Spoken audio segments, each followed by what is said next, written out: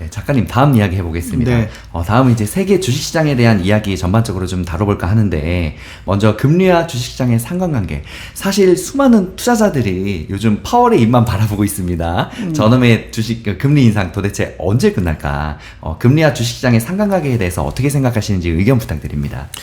아무래도 이제 미국의 금리가 오르면 오를수록 위험한 신흥국 시장에 굳이 투자할 필요성이 적게 되는 거죠. 안정적으로 미국 시장에 집중하는 게 보다 수익 실현에 좋은 것 같고요. 리스크를 굳이 지면서 그만큼 수익을 얻을 필요도 없고, 또 미국이 금리가 올리면 기존에도 신흥국 시장에서 돈을 빼왔거든요. 미국으로 이제 가는 그런 경우들이 많았기 때문에요.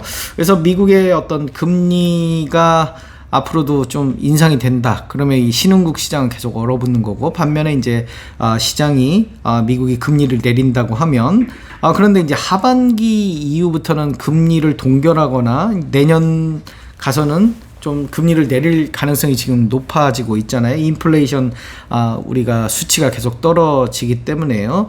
결국 이런 부분들이 시장에 장기적으로는 내년 하반기 이후에는 좀 좋아지지 않을까. 인플레이션 즉 물가 상승을 막기 위해서는 시중에 돈이 많이 있으면 안 돼요. 돈을 좀 줄여야 되기 때문에 금리를 인상시켜서 저축을 시켜서 이 은행으로 좀 돈이 들어가게 하는 거고요. 양적 완화 축소, 그러니까 돈을 코로나19로 인해서 돈을 막 양적 완화라는 게 돈을 막 푸는 거잖아요. 돈을 해서 국채를 사가지고 그걸 막 풀어 제꼈는데 그런 부분들 양적 완화 축소, 뭐 테이퍼링이라고 하죠. 그래서 그걸 축소하고 금리도 급격하게 올리고, 그래서 시중에 돈을 좀 줄여서 이걸 막겠다. 이제 어느 정도 좀 성과가 나서 앞으로는 금리 인하가 주식시장에 좀 훈풍을 주는 그런 좋은 요소가 되지 않을까라는 기대를 1년만 좀 버텼으면 좋겠어요. 한 1년 정도. 그 다음부터는 이제 3%대로 내려간다고 하면 금리를 3%대 꺾이면서 금리는 내려가지 않을까 싶습니다.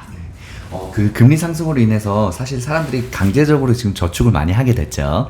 네. 다음 이야기 또 해볼게요. 그래서 금리뿐만 아니라 또 고용지표랑 물가지표, 이런 것들이 이제 금리를 결정하는 요소들이었잖아요. 우리가 앞으로 주식 투자를 할 때 이런 것들, 경제지표들을 같이 꼭 봐야 하는데 왜 이런 것들을 파악하면서 투자를 해야 하는지 의견도 부탁드립니다. 일단 미국이 금리 정책 결정을 하는데 이런 지표들을 본다는 거죠. 그래서 지금 당장은 이제 인플레이션이 큰 영향을 미치니까요. 인플레이션에 영향을 미치는 요인들을 체크를 하자. 그래서 소비자 물가 지수 CPI라고 하죠. Consumer Price Index라고 하는데요.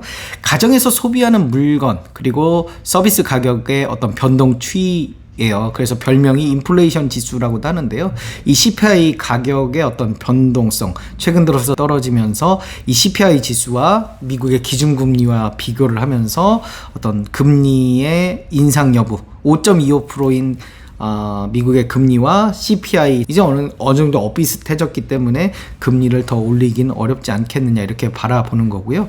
우리가 PMI 지수라는 것도 있어요. 구매 관리자 지수인데요. Purchasing Managers Index 하는데요. 이게 50 미만이면 경기 위축, 50 이상이면 경기 확장이라고 이야기해요. 미국 공급자 관리협회 ISM에서 발표하는 지수라고 해서 ISM 지수라고도 하는데요. 미국의 PMI는 47.1, 중국의 PMI는 49.2. 둘 다 50 미만이잖아요. 경기 위축을 지금 나타나는 시그널이 있기 때문에 좀 시간이 필요한 거죠. 다행히 이제 미국의 고용지표가 그동안 좀 좋았거든요. 고용이 결국 소비를 받치는 힘이거든요. 월급을 받기 때문에 이 어떤 우리가 소비가 끊임없이 이어지고 있는 거고요. 지금도 그 식료품은 7%대 이상이 지금 올라가고 있어요. 그만큼 어떤 우리가 고용이 받쳐주면서 먹고 사는 것들을 강하게 우리가 지금 쓰고 있는 거죠. 그래서 이런 CPI, 그다음에 그러니까 CPI가 인플레이션에 대한 포커스라면 PMI는 경기 위축 여부, 이런 것들을 종합적으로 보면서 미국이 어떤 금리라든지 그 재정적인 정책들을 펼치는 거고요. 또 우리가 PPI라는 게 있어요. 생산자 물가 지수인데요. Producer Price Index라고요. 상품의 도매 가격을 측정한 지수이고요. PPI가 CPI의 선행 지수라고, 생산자 물가 지수가 먼저 오르고 그다음에 그에 따라서 소비자 물가 지수가 오르는 거고요. 또 하나가 PC라는 게 있어요. 개인 소비 지출이라고 하는데요. Personal Consumption Expenditure라고 하는데요. 일정 기간 동안 개인의 물건 구입이라든지 서비스 이용의 지출 등에 든 비용을 합한 금액이에요.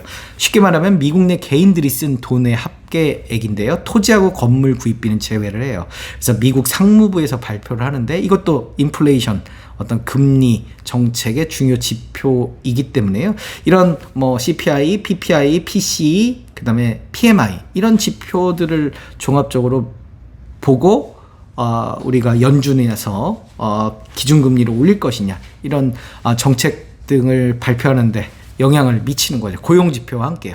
그렇기 때문에 이런 지표들을 무시하고 우리가 투자하긴 좀 힘들고요. 개인 차원에서 이것들까지 일일이 바라보면서 거시적으로 이렇게 판단하기 쉽지 않기 때문에 쉽게 우리가 좀 체크해 볼 거는 실적 개선과 고배당 중심으로 하면 사실 이런 어떤 거시적인 환경과 무관하게 개별 기업의 호재들은 주가를 끌어올리는 이슈들이 있거든요. 나홀로 상승하는 그런 패턴들이 보이기 때문에요. 이런 어떤 지수들은 참고용으로 하고 개별 기업에 좀 더 집중하는 게 개인 투자자 입장에서는 좀 좋을 것 같아요. 네. 제가 질문을 왜 넣었냐면, 예를 들어서, 저 같은 경우는 미국 주식 그 ETF 위주로 투자를 하는데, 이 경제 지표를 발표할 때마다 크게 흔들리더라고요. 그래서 저는 그냥 현금을 갖고 있다가, 이제 오르거나 내리는 좀 폭이 좀 있겠죠? 근데 주기적으로 뭐 월별로 계속 있잖아요?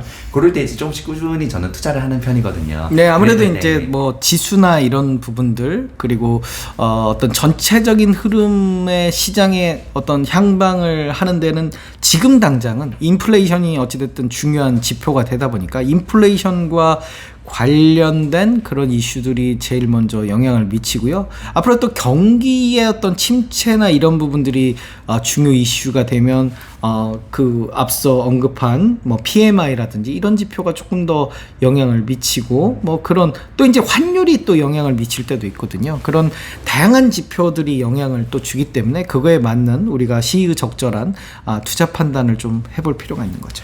네. 작가님 그렇지 않아도 다음 질문을 그 환율 이야기를 마침 드릴까 하는데 미국 시장 투자할 때 달러의 등락도 당연히 잘 지켜봐야겠죠. 환율의 중요성에 대해서 한번 이야기 부탁드립니다. 뭐 환율은 이제 상대적인 개념이잖아요. 그 우리 돈하고 상대방 돈과의 교환율의 차이인데요. 투자 수익을 얻더라도 환차손을 입을 수 있기 때문에 환율은 항상 체크를 해봐야 돼요. 그래서 환율이 상승한다는 건 상대방의 통화 가치가 올라간다는 거거든요. 반대로 우리 돈의 가치는 떨어진다. 그래서 환율이 1달러당 1200원에서 1300원으로 되면 환율이 상승하는데 우리 돈의 가치가 떨어지니까 우리 돈을 더 줘야 되는 상황이 오는 거죠. 그렇기 때문에 환율이 오르는 건데요. 상대방 돈이 강세인 환율 상승은 우리 수출주들에겐 호재가 될 수 있고요. 반면에 원자재를 수입하는 회사인 경우에는 환차손을 입을 수도 있는 거죠.